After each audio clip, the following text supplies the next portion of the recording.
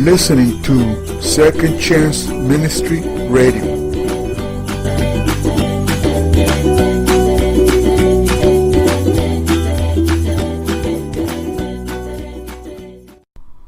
The Ministry of the Messiah.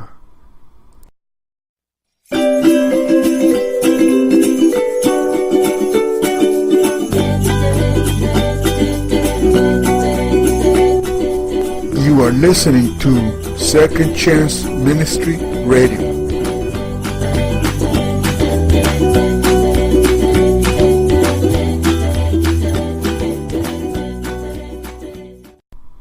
The Ministry of the Messiah.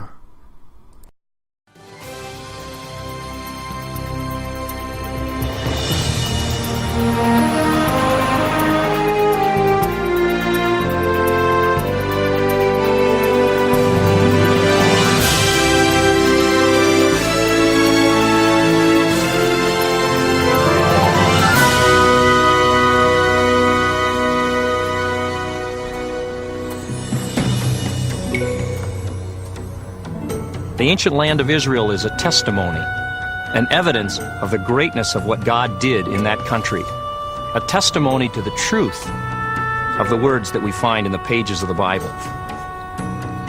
The people who lived here have left behind a record, an indelible record, if you will, of their lives.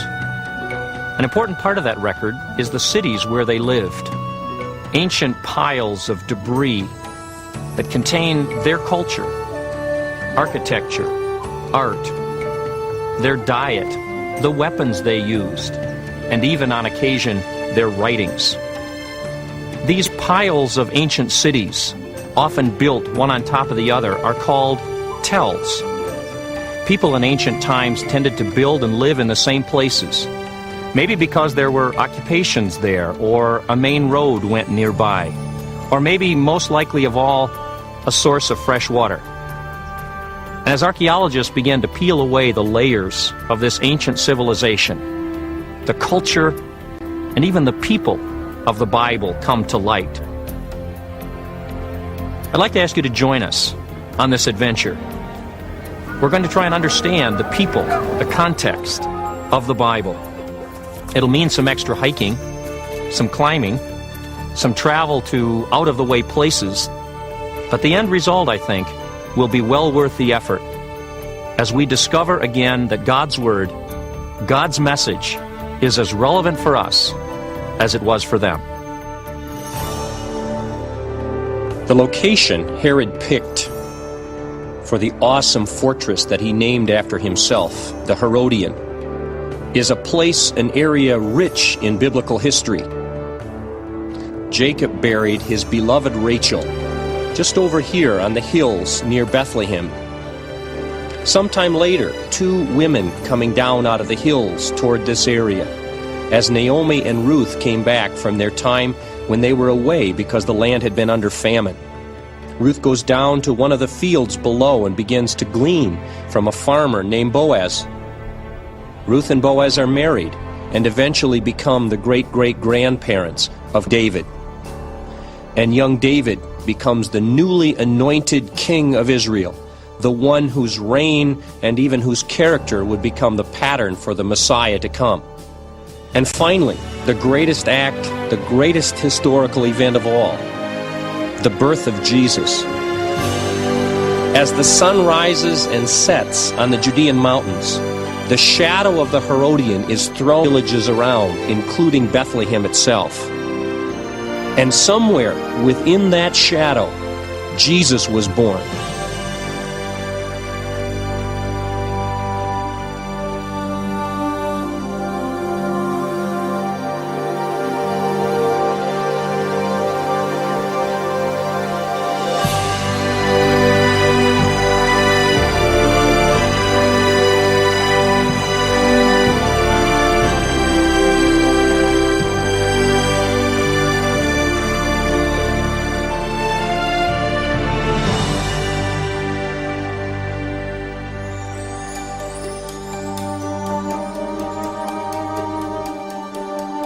The palace fortress that Herod built here was the third largest in the entire world at the time.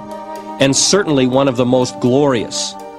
It's divided into an upper and a lower palace, covering more than 45 acres of territory. The upper palace can be seen for miles.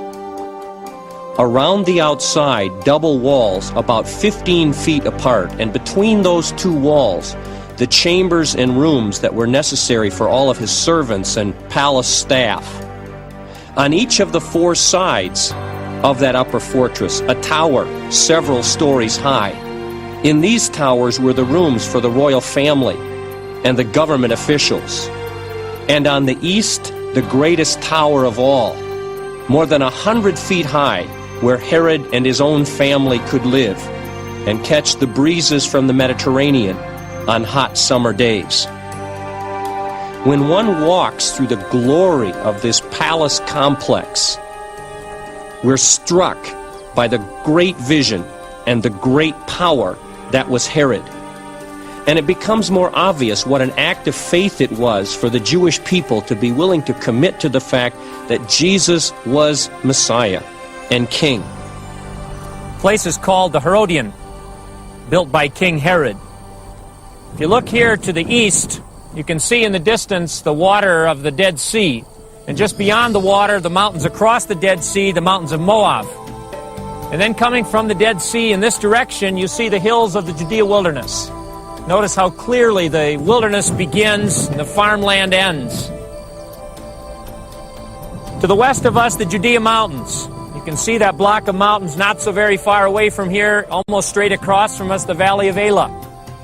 Just a little bit to our north, kind of sprawling down the hillside over here, you see the town of Bethlehem. Today a pretty large city, pretty modern city in a way. We sit then at the edge of Bethlehem, which is a frontier town. Very clear distinction between the wilderness out here, the land of the shepherd. We've seen the green pastures. David wrote about the green pastures, and if you want to see the green pastures he's talking about, you need to look to the east, because that's where the shepherd went. The shepherd wouldn't come here on the farmland, because as you can tell, there's not a lot of good farmland, so the shepherd stays out there, and the farmer goes over here. The structure we're actually sitting on takes us to the New Testament time. Herod was living and ruling in Jerusalem, but his fear, of course, was Cleopatra to the south and west. And so he had a line of escape routes that allowed him to leave Jerusalem, to come down to this area only in about 8 or 10 miles or so, and to find safety. And then just beyond us, Masada, and very soon he'd be back home to where he came from, which is the country of Idumea. One of the largest palaces in the world. The whole complex itself may have been several hundred acres of area. Down below, a huge swimming pool, colonnade around it, a beautiful garden with all kinds of exotic plants. Then up on the top of this hill stands the fortress called the Herodian. You can see across the diameter of this huge open area here, and several stories still left of that glorious palace that was open to the sky. We're sitting on the defensive tower, and again you see the diameter. That tower probably went 60, 70 feet in the air. Kind of stood here as a lookout. You could see it for miles and miles and miles. So you need to feel the dominance of Herod in this particular place.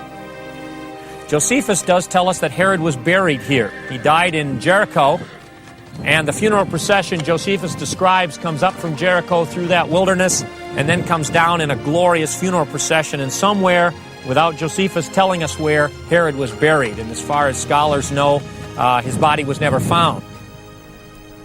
The reason we really come here for our faith lesson is because of its proximity to Bethlehem. I want you to have a sense of where Bethlehem was and what the land around Bethlehem is like. I like to think that Bethlehem probably looked very much like that little village on top of the hill over there. Isaac prayed to the Lord on behalf of his wife because she was barren. The Lord answered his prayer, and his wife Rebekah became pregnant. The babies jostled each other within her, and she said, "Why is this happening to me?" So she went to ask the Lord. The Lord said, "2 nations are in your womb. 2 peoples from within you will be separated. One people will be stronger than the other, and the older brother will become the younger brother's servant." So Esau is born, and he's the older. And Jacob is born, and he's the younger. Out of Jacob comes the Jews.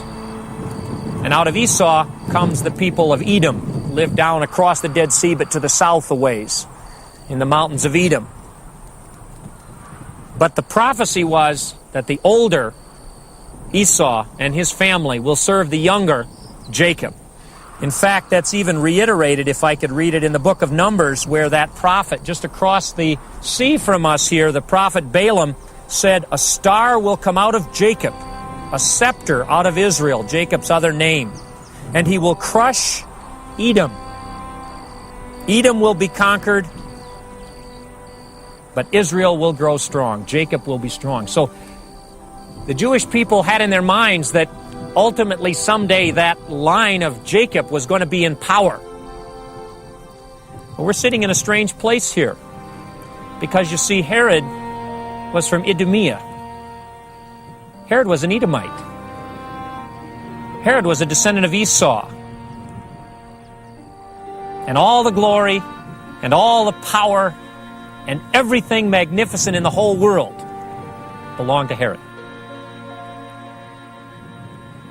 And in that town over there, a baby is born, and you're asked to believe that that baby is the descendant of Jacob, who is Lord and King of everything. I want you to look at where you are, because this whole countryside and every town and village and every place in it is dominated by what stands right here. Look what Herod left. Glorious. I mean, unbelievable stuff. He was an awesome builder and king. But it's all in ruins. And for most of you, if not all of you, the only thing you ever knew about Herod was that he killed little babies at Christmas time. Because Herod was just in it for himself. And worse than that, he was as much of a descendant of Edom spiritually as he was physically. Jesus, as far as I know, he didn't leave one single building. Not one stone you can point on that he ever touched, for sure. Not even a mark on the place he was born. Probably don't even know the place where he died and rose again, at least not for sure. But look what he left behind. The world has never been the same. We come as 33 people of varying degrees of influence. But I don't think anyone would look at us and say that we're the power brokers in our world. There are no presidents here. There are no Supreme Court justices. There are no famous movie actors. There are no great musicians or professional athletes, at least not yet. But you know what? When we look at our world, the power, particularly the power of evil, seems to be so big and so strong and so awesome that what could we 33 people do? But you know what you're asked to believe? That no matter what it looks like out there, no matter how big Hollywood looks, no matter how powerful Wall Street looks, no matter how evil pornography seems, no matter how undefeatable hunger and racism and AIDS appear to be, Jesus Christ is King. It's not Herod. It's not the devil. It's not evil. It's God. Now, there weren't many people that could come and look at that baby and say, I believe it. Now, the question that I have for you and that I have to answer for myself is, do you dare to live as if God is stronger than the evil we face in our own lives and in our own culture? Do you dare to live as if the power we have with us is greater than any power in anything you face in your life that's against you? And I maintain we haven't lived that way. I maintain we've lived as if Herod, or the modern Herod, meaning the evil power of today, is really the stronger.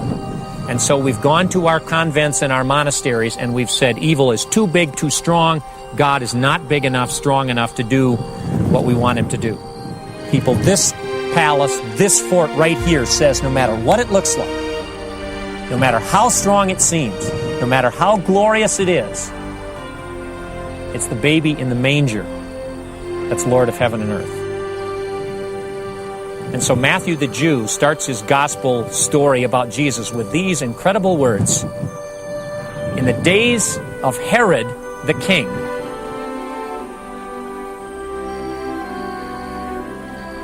Jesus was born.